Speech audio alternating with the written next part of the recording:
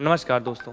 जैसा मैं हर बार आपके लिए एक स्पेशल सीरीज़ लेके आता हूँ जीएस के कुछ बेसिक टॉपिक्स पर, उसी सीरीज़ में मैं आज आपके लिए लाया हूँ नेशनल सिक्योरिटी एजेंसीज़ के बारे में कुछ बेसिक डिटेल्स। तो चलिए शुरू करते हैं अपनी बेसिक डिटेल्स हमारी नेशनल एजेंसीज़ के बारे में और देखते हैं कि हम इनके बारे में क्या क्या चीज़ें जान सकते हैं और समझ सकते हैं। तो चलिए हम शुरू करते हैं अपनी इस थ्योरी को और इस स्लाइड को, और यहाँ पर देखते हैं कि भारत में सुरक्षा किस प्रकार से होती है और कौन कौन सी एजेंसीज इस सुरक्षा में लगी होती हैं। तो इसी रिस्पेक्ट में हमारा जो पहला स्लाइड है वो ये बता रहा है कि भारत में सुरक्षा किस प्रकार की है। तो चलिए देखते हैं। इसमें भारत की जो सुरक्षा बल है वो दो प्रकार के हैं और दो तरह की सुरक्षा करते हैं। एक आंतरिक सुरक्षा होती है और एक हमारी होती है बाहरी सुरक्षा। तो इसके बारे में हम ये देखते हैं कि जो हमारी आंतरिक सुरक्षा होती है वो हमारे मिनिस्ट्री ऑफ होम अफेयर्स के अंतर्गत होती है। मिनिस्ट्री ऑफ होम अफेयर्स में हमारा जो सुरक्षा करते हैं वो सीएपीएफ यानी कि केंद्रीय सुरक्षा बल करते हैं, जो हमारे सीएपीएफ्स होते हैं। इनमें टोटल 6 प्रकार की हमारे पास सीमा बल होते हैं, जिनमें से इंपॉर्टेंट आपके सीमा सुरक्षा बल है आपका बीएसएफ, केंद्रीय औद्योगिक सुरक्षा बल है सीआईएसएफ, केंद्रीय रिजर्व पुलिस बल आपका सीआरपीएफ, भारतीय तिब्बत सीमा पुलिस आईटीबीपी, भारतीय सुरक्षा गार्ड एनएसजी, और उसके बाद सशस्त्र सीमा बल एसएसबी। इसमें एक 7वां भी होता था असम राइफल्स, लेकिन अब उसको हटाकर सीएपीएफ से मिनिस्ट्री ऑफ डिफेंस यानी कि रक्षा मंत्रालय के अंतर्गत डाल दिया गया है, क्योंकि उनका काम काफ़ी कठिन है और साथ ही साथ वो एकदम आर्मी के कंट्रोल में, एकदम आर्मी के तरह से ही कार्य करते हैं। अगर हम बात करें बाहरी सुरक्षा की, तो ये मिनिस्ट्री ऑफ डिफेंस के अंतर्गत काम करते हैं। ये एक्सटर्नल एग्रेशन जो है, अगर हमारे पर कोई विदेशी आक्रमण हो रहा है तो उस रिस्पेक्ट में कार्य करते हैं, फॉरेन आक्रमण से बचाते हैं हमारे। और सशस्त्र बल जो होते हैं हमारे, जो आर्म्ड फोर्सेज हैं, वो हम इनके द्वारा मैनेज किया जाता है। लेकिन आज हम जो बात करेंगे वो हम बात करेंगे इंटरनल सिक्योरिटी की, और उसमें हम शुरुआत करेंगे एक एक बल की कि जितने बल हैं उनके बारे में हम धीरे धीरे उठाएंगे और जो मेन टॉपिक है हम वहाँ पर पढ़ाई करेंगे। तो सबसे पहले अगर मैं बात करूँ हमारे पहले बल की यानी कि सीमा सुरक्षा बल बीएसएफ की, तो भारत पाकिस्तान युद्ध में जब 1965 में युद्ध हुआ तो उसके बाद इस बल की घोषणा की गई और ये बताया गया कि भाई हम भारत पाकिस्तान की सीमा की सुरक्षा के लिए एक सीमा सुरक्षा बल बनाएंगे यानी बॉर्डर सिक्योरिटी फोर्स बनाएंगे, जिसका जो कार्य होगा वो मिनिस्ट्री ऑफ होम अफेयर्स यानी कि गृह मंत्रालय के अंतर्गत वो कार्य करेगा। और भारत बांग्लादेश बॉर्डर, भारत पाकिस्तान बॉर्डर और लाइन ऑफ कंट्रोल बॉर्डर पे ये एक्टिव रहेंगे जब तक पीस टाइम में। जैसे ही ये पीस टाइम आपका वॉर टाइम में कन्वर्ट होगा, यानी कि जब युद्ध टाइम होगा, तब ये जो फोर्सेज हैं ये पीछे आ जाएंगी और फ्रंट पे कौन लीड करेगा? हमारी आर्म्ड फोर्सेस लीड करेंगी, हमारी सेनाएं लीड करेंगी। उसके बाद अगर हम बात करें दूसरे बल की, तो हमारा अगला जो बल आता है वो आता है केंद्रीय औद्योगिक सुरक्षा बल। इस बल की जो परिकल्पना रखी गई वो 1969 में सीआईएसएफ एक्ट से रखी गई। दरअसल जब ये बल बनाया गया तो ये सोच के बनाया गया था कि जो भारत सरकार के औद्योगिक उपक्रम है, जैसे कि उनकी इंडस्ट्रियल जो मतलब आप कह सकते हैं कि उनके औद्योगिक उपक्रम लगे हुए हैं, जैसे इसरो हो गया, डीआरडीओ हो गया या पीएसयूज हो गए, तो उनकी सुरक्षा भी किसी एक बल द्वारा की जाए। पहले ये सिक्योरिटी गार्ड का काम करते थे एक तरह से, लेकिन फिर इनको एक प्रॉपर सुरक्षा बल में कन्वर्ट कर दिया गया और 1983 में अमेंडमेंट करके इनको एक आर्म्ड फोर्सेस में बना दिया गया और लार्जर एम्बिट में ला दिया गया गृह मंत्रालय के अधीन। ये भारत सरकार के बंदरगाहों की, इसरो की, डीआरडीओ की, कोल माइंस की, माइनिंग एरियाज की या अदर पीएसयूज होती हैं उनकी सुरक्षा के लिए लगातार कार्यरत हैं और आगे भी कार्यरत रहेंगे।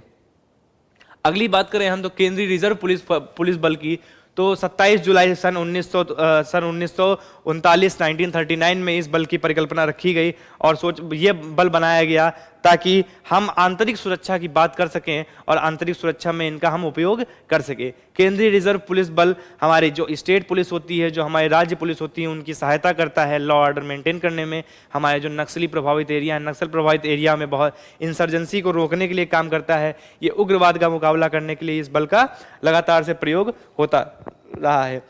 दिसंबर 1949 में इसको भारत सरकार के एक्ट के अंतर्गत अधीन कर दिया गया और फिर तब से यह मिनिस्ट्री ऑफ होम अफेयर्स यानी कि गृह मंत्रालय केंद्र सरकार के अंतर्गत लगातार कार्य करते चले आ रहे हैं और लगभग इनकी सेवा को लगभग 80-81 साल हो चुके हैं और ऐतिहासिक गौरव इन्होंने प्राप्त किया है और अलग अलग फील्ड में इन्होंने बहुत अच्छा और उत्कृष्ट प्रदर्शन किया है भारत की सुरक्षा में। अगला अगर हम देखते हैं इंडो तिब्बतन बॉर्डर पुलिस, तो इस जो हमारी पुलिस फोर्स है इसका जो कार्य रहा, उसका जो मेन काम था सन 1962 में जब भारत चीन युद्ध हुआ तब इसको बनाया गया। सीआरपीएफ एक्ट के अंतर्गत ही भारत चीन और तिब्बत सीमा जो थी उसकी सुरक्षा के लिए। बाद में सन 1992 में इसको आईटीबीपी एक्ट के अंतर्गत करके एक फुल ऑटोनॉमी वाला बल बना दिया गया, यानी पूर्ण स्वायत्त बल बना दिया गया, और तब से यह भारत चीन सीमा को सुरक्षा प्रदान कर रहा है, जो जम्मू कश्मीर से लेकर अरुणाचल प्रदेश तक हमारा कार्यरत रहता है। मैंने इसमें यहाँ पे नोट भी किया, जैसे काराकोरम रेंज जो आपके जम्मू कश्मीर में पड़ती है, लद्दाख रीजन में पड़ता है, वहाँ से लेके जो जाचेपला है अरुणाचल प्रदेश में, वहाँ तक ये कार्यरत रहता है। इसके बाद अगर हम किसी एक इंपॉर्टेंट बल की बात करें तो वह हमारा होता है सशस्त्र राष्ट्रीय सुरक्षा गार्ड।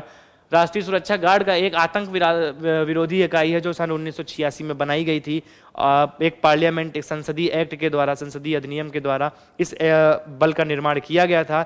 ये एक तरह से फेडरल कॉन्टीजेंसी फोर्स है। इसका जो कार्य है वो हाईजैक ऑपरेशंस को करने का काम होता है, सेंट्रल पैरामिलिट्री को सपोर्ट करता है। आपके जो आकस्मिक कार्य होते हैं, जैसे कि कोई टेररिस्ट अटैक हो गया, कोई प्लेन हाईजैक हो गया, या कुछ इस तरह का कार्य हो गया, जैसे 26/11 में मुंबई हमले हुए, तो एनएसजी ने बहुत बेहतरीन काम किया, बहुत उत्कृष्ट प्रदर्शन किया और सुरक्षापूर्वक हमारे सब लोगों की मदद की और सहायता प्रदान की। आप देख सकते हैं इसमें एक ब्लैक कैट कमांडो के नाम से बहुत फेमस रहे हैं और काफ़ी लोग इनको मानते भी हैं, और इसमें जाने का हर एक कमांडो का सपना होता है, क्योंकि ये एक सबसे बेहतरीन बल माना जाता है भारत के परिप्रेक्ष्य में, भारत की सीएपीएफ में।